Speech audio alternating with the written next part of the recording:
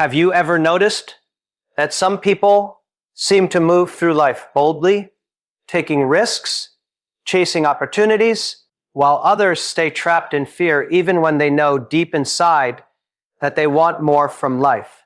It's like fear becomes an invisible cage, quietly controlling decisions, relationships, careers, and dreams. Today I want to talk to you about something deeply powerful and very real, why some people always live in fear, and what psychology actually says about it. Because the truth is, fear is not always about danger. Sometimes fear is about memories, emotions, conditioning, and the stories we keep telling ourselves in our minds every single day. Imagine waking up every morning feeling limited, worrying about failure before even trying, thinking about what could go wrong instead of what could go right.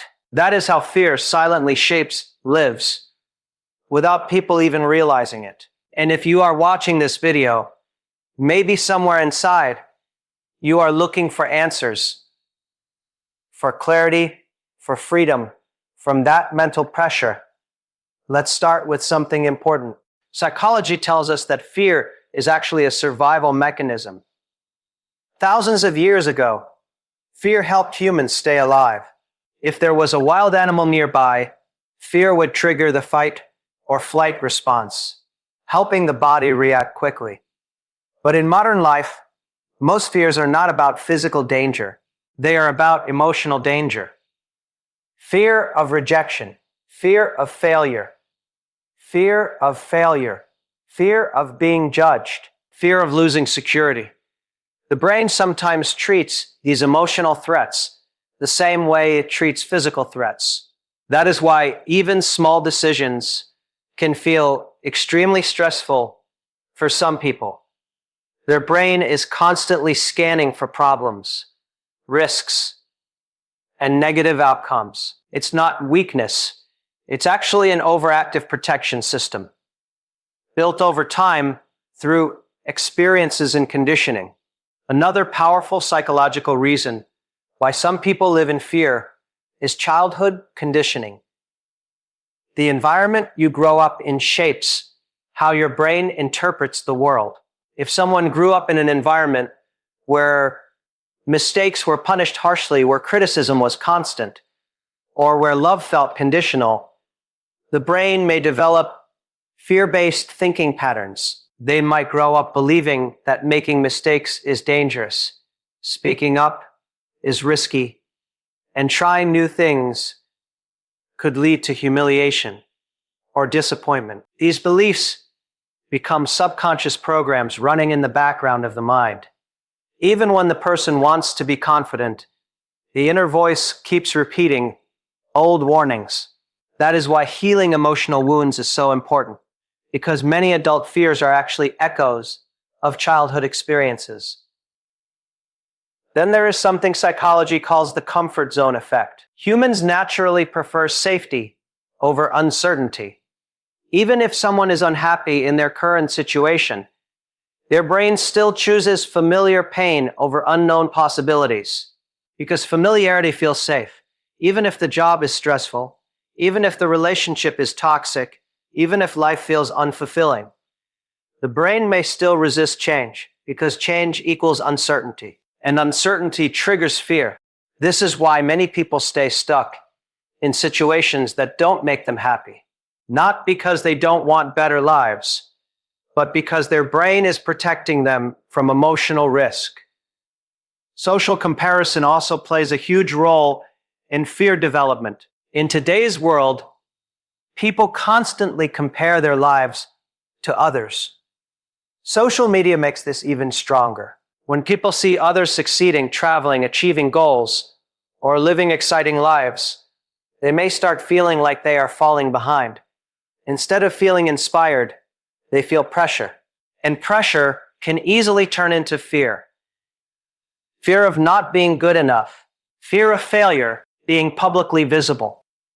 Psychology calls this the fear of negative evaluation. Humans naturally want social acceptance because historically, being rejected from groups meant survival risks. So when someone fears judgment, it is actually an ancient survival instinct working in modern society. Another important factor is negative thinking patterns. Some people develop what psychologists call catastrophic thinking. This means their mind automatically jumps to worst-case scenarios. If they get a new opportunity, instead of thinking about success, they immediately imagine failure. If they try something new, they start thinking about everything that could go wrong. Over time, this becomes a mental habit. And habits are powerful because the brain prefers repeating familiar thought patterns rather than creating new ones. Breaking fear requires intentionally practicing positive and realistic thinking patterns until they replace negative automatic thoughts. Fear is also strongly connected to lack of self-confidence. Confidence is not about never feeling fear. Confidence is about acting even when fear is present. Psychology shows that confidence grows through action, not just positive thinking. When people avoid challenges, their brain receives the message that fear is dangerous and must be avoided. But when people face small fears gradually, their brain starts learning that fear does not always mean danger. This is how confidence is built step by step through experience. Let's talk about failure fear, because this is one of the biggest psychological barriers in human life. Many people don't fear failure itself. They fear the emotional pain associated with failure. They fear embarrassment. They fear disappointment from family or society. But successful people often see failure differently. They see it as feedback rather than defeat. Psychology shows that. People who grow stronger mentally are those who reframe failure as learning information instead of personal worth measurement.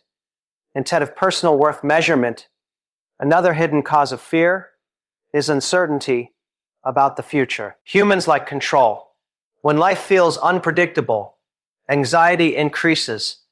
People want guarantees before taking action. But life rarely gives guarantees. Psychology teaches that tolerance for uncertainty is actually a key trait of mentally strong individuals. They understand that they cannot control everything, but they can control their reactions, efforts, and decisions. Now, if you want to overcome fear, psychology suggests starting with awareness. You cannot defeat what you do not understand. Notice your fear triggers. Ask yourself, what exactly am I afraid of? Is it failure? Is it judgment? Is it change? Then challenge those fears logically. Most fears are exaggerated by the mind. Next, take small, brave actions every day. You don't need to make huge life changes every night. Small, consistent courage builds powerful mental strength over time. Surround yourself with supportive and positive people, because environment strongly influences mindset. And most importantly, practice self-compassion. Talk to yourself like you would talk to a friend who is struggling. Remember this powerful truth. Courage is not the absence of fear. Courage is moving forward despite fear.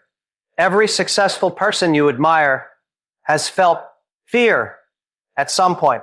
The difference is they didn't let fear become their life story.